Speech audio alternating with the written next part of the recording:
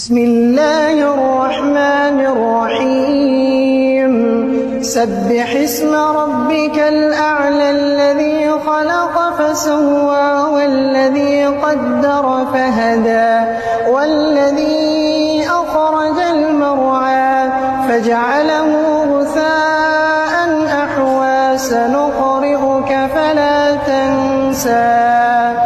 إلا ما شاء الله إنه يعلم الجهر وما يخفى ونيسرك لليسرى فذكر إن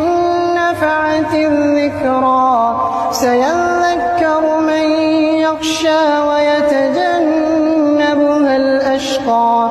الذي يصلى النار الكبرى ثم لا يموت فيها ولا يحيا قد أفلح من تزكى وذكر اسم ربه فصلى بل تؤثرون الحياة الدنيا والآخرة خير وأبقى إن هذا لفي الصحف الأولى صحف